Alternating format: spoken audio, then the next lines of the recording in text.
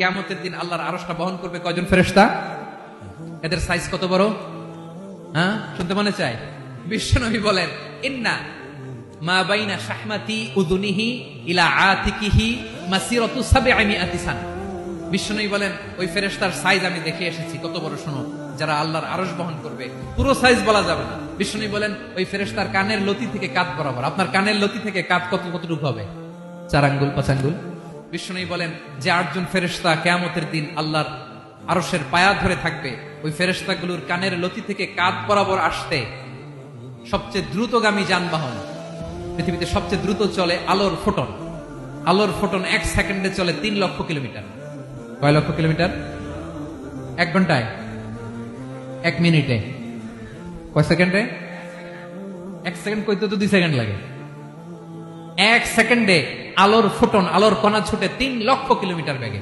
বিষ্ণুই বলেন, এরকম যানবাহন দিয়ে যেটা সেকেন্ডে 3 লক্ষ কিলোমিটার বেগে ছুটে, এরকম দ্রুত যদি কেউ ছুটে, তাহলে ওই ফেরেশতার কানের লতি থেকে কাঁধ বরাবর আসতে 700 বছর সময় লাগবে।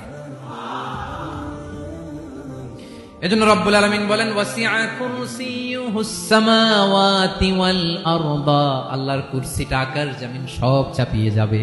তাহলে আল্লাহ কত বড়! সুবহানাল্লাহ। সেজদায় যখন লুটিয়ে পড়েন, এটা ভাববেন, আয় রে, কারে সেজদা দেই আমি? তিনি কি সুমহান, কি সুবিশাল! ওই রবের গোলাম আমি। আলহামদুলিল্লাহ পড়েন। 9 নম্বরে আল্লাহ বলেন, ওয়ালা ইয়াউদুহু হিফযুহুমা। এই বিশাল আকাশ জমিনকে রক্ষণাবেক্ষণ করতে যে আল্লাহ কঠিন কালেও ক্লান্ত হয় না। নাকি আমার আপনার মতো ক্লান্ত হয়? আল্লাহর ক্লান্তি আছে? শ্রান্তি আছে? বিশ্রাম আছে? বিরাম আছে? ঘুম, জিমানি? সুবহানাল্লাহ পড়েন। আল্লাহ বলে, ওয়ালা ইয়াউদুহু হিফযুহুমা। এগুলোকে রক্ষণাবেক্ষণ করতে আল্লাহ ক্লান্ত হয়ে পড়েন না। 9 নম্বরে বললেন, আল্লাহর কোনো ক্লান্তি নাই, সব কিন্তু দেখভাল করেন। প্রতি মুহূর্তে, প্রতি সেকেন্ডে যার যেটা লাগে করেন। এই পুরো বসুন্ধরা, পৃথিবী, মহাবিশ্ব যেভাবে চলা দরকার সৃষ্টির পর থেকে আজও চলছে। চালায় কে?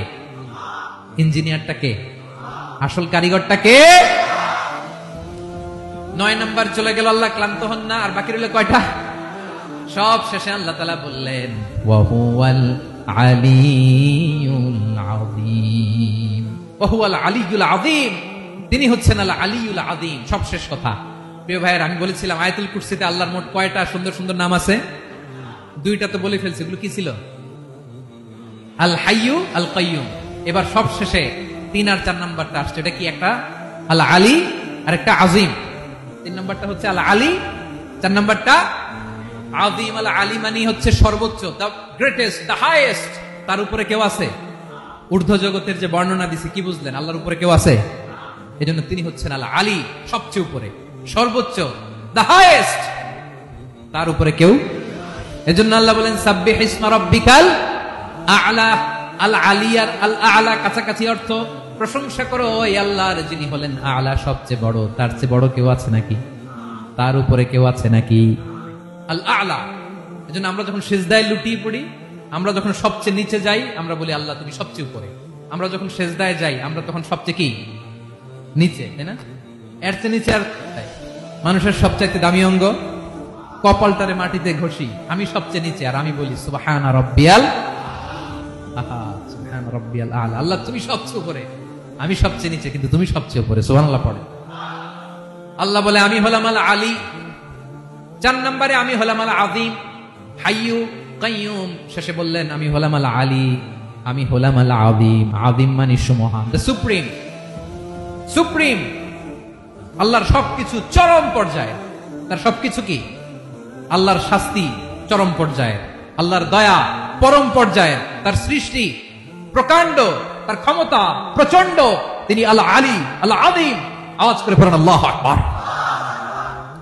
আল্লাহ বলে, আমি হলাম আল আলী, আমি হলাম আল আযীম, আমি হলাম সুমহান। আমার সবকিছু বড়, আমার শাস্তি বড়, আমার দয়াও বড়, মায়াও বড়। আমি যখন শাস্তি দেই, আমার শাস্তির মতো কেউ শাস্তি দিতে পারে না। আমি আল্লাহ সব সময় ধরি না, ধরলে ছাড়ি না। ঠিক কিনা? ধরে ধরে ধরে না, ধরলে আল্লাহ সাবধান।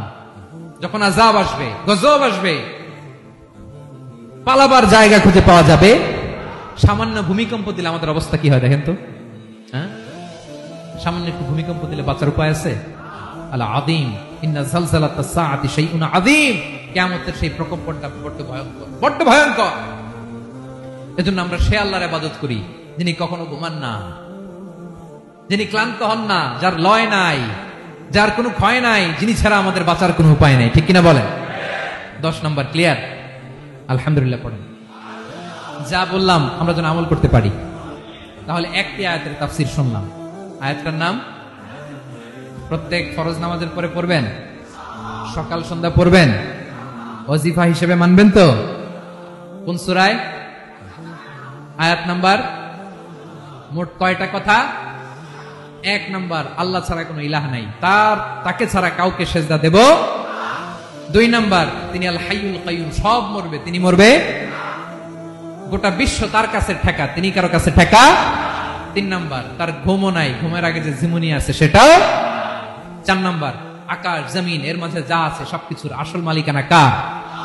5 নাম্বার, কিয়ামতের দিন যখন থারথার করে নবীরা কাঁপবে, তার অনুমতি ছাড়া কেউ আল্লাহর দরবারে দাঁড়িয়ে সুপারিশ করতে পারবে। 5 নাম্বার, আমাদের সামনে পেছনে উপরে নিচে প্রকাশ্যে গোপনে যা ঘটে কেউ দেখে না, দেখে কে? কেউ জানে না, জানে কে? আল্লাহর জ্ঞানের বাইরে নতুন করে কেউ জ্ঞান প্রডিউস করতে পারে না। তিনি যতটুকু জানায় ততটুকুই জানি, তিনি না জানালে জানানোর সাধ্য কারো। তার কুরসি, তার কর্তৃত্ব ক্ষমতা আকাশ জমিনকে বিস্তৃত করে আছে। ঠিক কিনা বলেন? কিন্তু মহাবিশ্বকে পরিচালনা করতে, রক্ষণাবেক্ষণ করতে তিনি খুব ক্লান্ত হয়ে যায় না? ক্লান্ত হয়। তিনি আল আলী, দ্য হাইয়েস্ট, সর্বোচ্চ, আল আযীম, দ্য সুপ্রিম, তার ক্ষমতার সামনে দাঁড়াবার ক্ষমতা কারো নাই। ঠিক কিনা বলেন? সে আল্লাহর গোলাম হতে পেরে আমরা খুশি না বেজার? আমরা যা করবো ওই আল্লাহর খুশি করার জন্য করব, যা করব আল্লাহর রাজি খুশির জন্য করব। মনের দুঃখ জ্বালা ফেসবুকে শেয়ার দেওয়ার আগে আমি শেয়ার দেব কার সাথে? পারবেন? পারবেন? আল্লাহরে ভালো লাগে, আল্লাহরে মায়া লাগে, আল্লাহর কাছে চোখের পানি ছেড়ে কাঁদতে ভালো লাগে? আল্লাহর কাছে বলেন, ইদা সাআলতা ফাসআলিল্লাহ, বিষ্ণু বললেন যখন চাইবে আল্লাহর কাছে চাইবে। ওয়া ইদা ইসতাআনতা ফাসতাঈন বিল্লাহ, সাহায্য করার মালিক একজন, তিনি কে? আল্লাহ তাআলা আমাদের সবাইকে কথাগুলো বোঝার আমল করার তৌফিক দান করুন।